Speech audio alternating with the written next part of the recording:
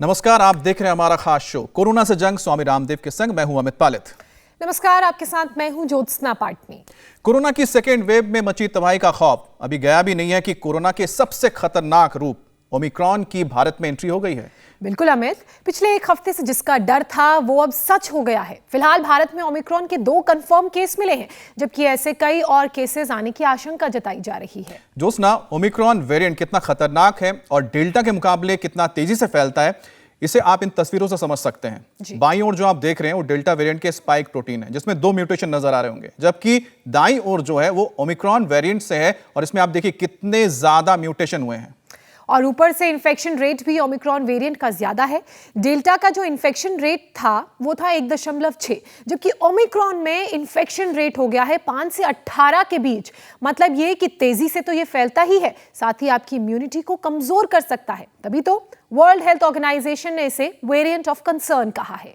अब सवाल है कि ओमिक्रॉन के इन्फेक्शन को कैसे पहचानें। तो आपको बता दें कि इसमें लक्षण दूसरे वेरिएंट जैसे ही हैं। गले में खराश या खांसी होगी, तेज बुखार आएगा, थकान, सिर दर्द और इन्फेक्शन से टेस्ट पर भी असर पड़ सकता है। बिल्कुल, टेस्ट आपका गड़बड़ हो सकता है और लक्षण एक जैसे ही होने की वजह से आरटी-पीसीआर टेस्ट के साथ एक्सपर्ट्स जीनोम सीक्वेंसिंग का भी सहारा ले रहे हैं, जिससे ओमिक्रॉन का पता लगाया जा सके और वक्त रहते इस पर काबू पाया जा सके। वैसे ज्योत्सना, पुरानी कहावत है prevention is better than cure, यानी कि जिस इम्यूनिटी को ओमिक्रॉन चैलेंज कर रहा है उसे पहले की तरह और स्ट्रांग बनाए रखने के लिए हमें क्या चाहिए? बिल्कुल अमित, योग गुरु स्वामी रामदेव भी आज यही बताने के लिए एक बार फिर से हमारे साथ जुड़ चुके हैं। स्वामी जी, बहुत बहुत स्वागत है आपका। प्रणाम स्वामी जी। स्वागत है स्वामी जी।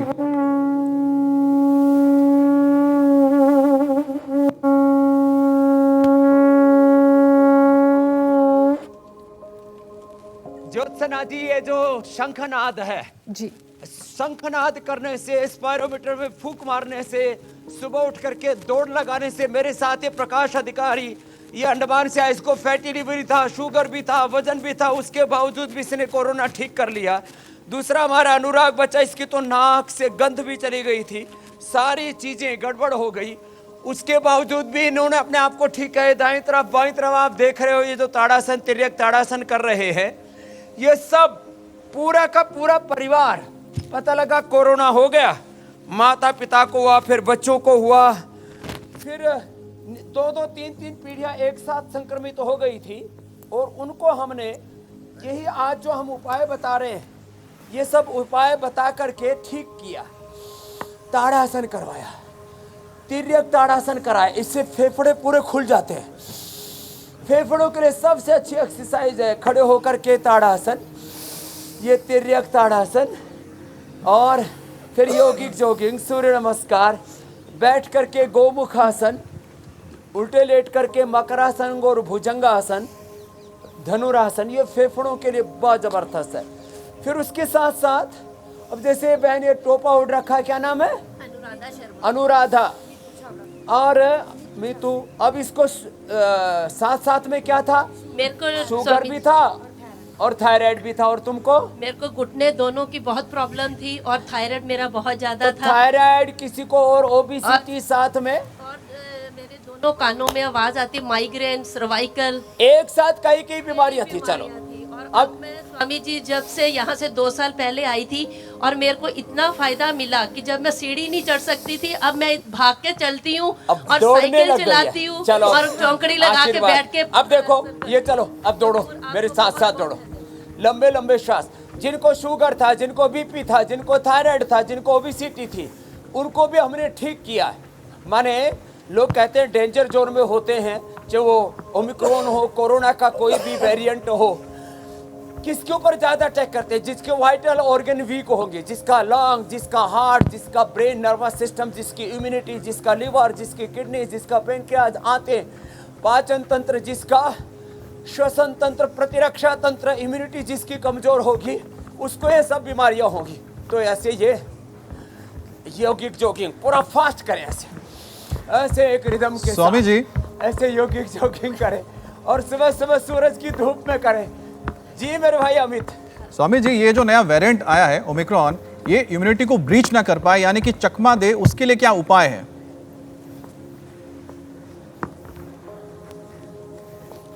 उसके लिए सबसे पहला उपाय तो है कि सुबह उठ करके आंवला, एलोवेरा, गिलोय, तुलसी, नीम, हल्दी, अदरक, शहद डाल करके ये जूस पी ले, गोधन अर्क पी ले, सुबह सुबह लहसुन खा ले। अब दोबारा से उस दिनचर्या को दोहरा देता हूँ।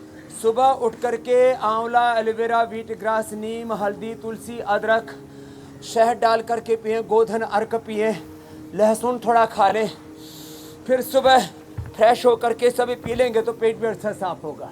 लंबे लंबे श्वासों के साथ योगिक जॉगिंग कर ले, सूर्य नमस्कार कर ले, खाने में सात्विक आहार ले, कम से कम आधा घंटा से फिर धीरे धीरे 1 घंटा भी हो जाएगा, कम से कम आधा से 1 घंटा सुबह सुबह इंडिया टीवी पर सुबह शाम दोनों समय हम योग करवाते हैं। योग करें और लंबे लंबे श्वासों के साथ अपने खान पान पर थोड़ा सा ध्यान, जंक फूड, फास्ट फूड इससे दूर रहे। गिलोय तुलसी का काढ़ा जो हमने पहले बताया था, जिनको कोरोनिल मिल पाया ठीक था, नहीं मिल पाया तो उन्होंने भी अपने आप को गिलोय तुलसी, नीम, हल्दी और आज वो दोबारा से गोल्डन मिल्क ये वापस बताने वाले हैं। दूध में हल्दी, शिलाजी, च्यवनप्राश, ये सब का सब और लंबे लंबे श्वास। देखो चाहे लाख कोई इसके ऊपर टीका टिप्पणी करे, लेकिन 100 करोड़ से ज़्यादा लोगों को हमने योग से, आयुर्वेद से जीवन शैली को अच्छा बना करके कोरोना से ही नहीं, कोरोना के साथ साथ अनेक रोगों से हमने बचाया है। इसलिए वापस पूरे 135 करोड़ के भारत को आज मैंने पूछा, करीब 1000 लोग अभी भी योगराम निरामय में आए हुए हैं, योगिक जोगी, फिर सूर्य नमस्कार। करीब 90% लोगों ने तो अपने आप को, 89% लोगों ने अपने आप को बचा लिया कोरोना से, और जिनको हुआ उन्होंने, अब ये मेरे साथ हैं दाएं बाएं, आप देख रहे हो भाई बहनों को, लंबे लंबे श्वास आराम से जितना जिससे बन पाए, और यदि पूरा न बन पाए तो खाली भुजंगासन ही कर लेते हैं।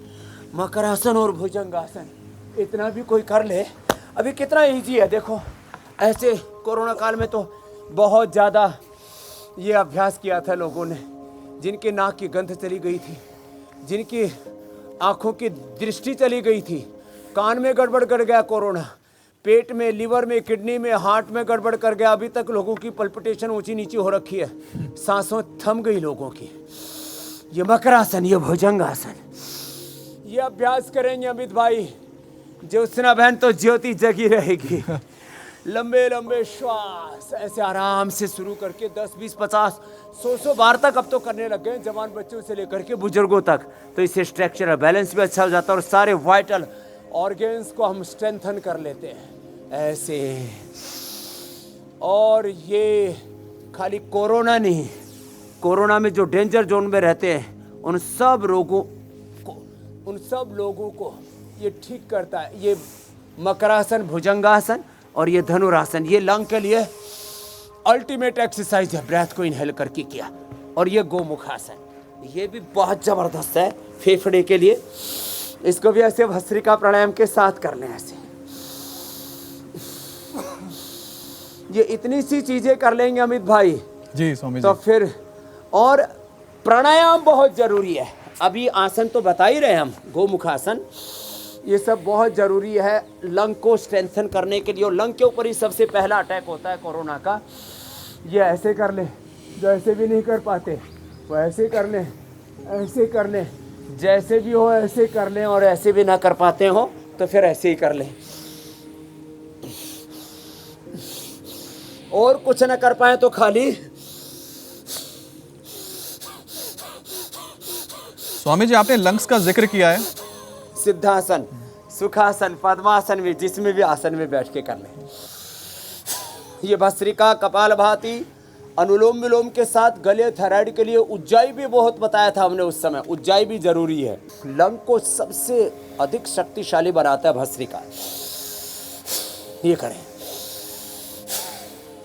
रोक करके रख भी ले श्वास को, ऐसे इससे और ज़्यादा मजबूत बन जाता है। और कानों में भी गड़बड़ हो तो ऐसे बाहर धक्का भी दे दे, इससे भी कान और अच्छे हो जाते। तो भस्त्रिका, आभ्यंतर, कपालभाति, अनुलोम विलोम, उज्जाई ये करें।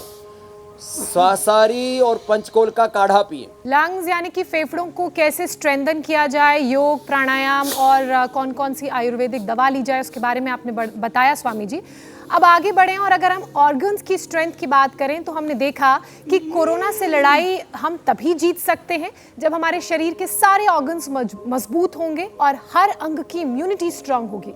तो ऐसे में एक एक करके ऑर्गन के लिए 3-3 कम से कम स्वामी जी योगाभ्यास बता दीजिए, ताकि हमारे लंग्स यानी कि हमारे लंग्स के साथ साथ हमारे जो ऑर्गन्स हैं, हार्ट, लिवर, किडनी, ये भी हेल्दी रहे। लंग के लिए बता दिया जी। अभी लीवर, किडनी, आंतें, पेनक्रियाज के लिए, पूरे पाचन तंत्र के लिए एक साथ उपयोगी है। रिप्रोडक्टिव, ऑक्सीडेटिव, डाइजेस्टिव सिस्टम के लिए, मूलाधार, स्वादिष्ठान, मणिपुर चक्र के लिए। पद्मासन में जो बैठ सके तो बैठ करके आगे झुक जाए। योग मुद्रासन। अब ये छोटे छोटे उपाय हैं।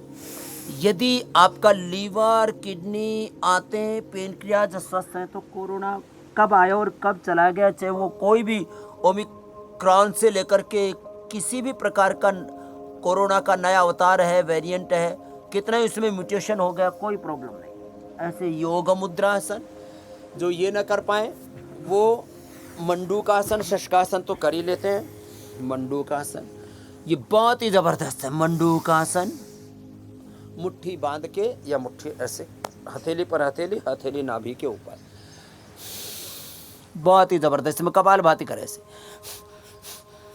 मंडूकासन या योग मुद्रासन और साथ में वक्रासन, ये तो बहुत ही जबरदस्त है। ये तो liver, kidney, intestine, pancreas, uterus, ovary, prostate, reproductive, oxidative, digestive system से लेकर के लंग, हार्ट, थायराइड, पैराथायराइड, एकदम मूलाधार से लेकर के सहस्रार तक इसका असर होता है। और इतना इजी है कि सब लोग कर पाते हैं इसको, इतना इजी है ये वक्रासन।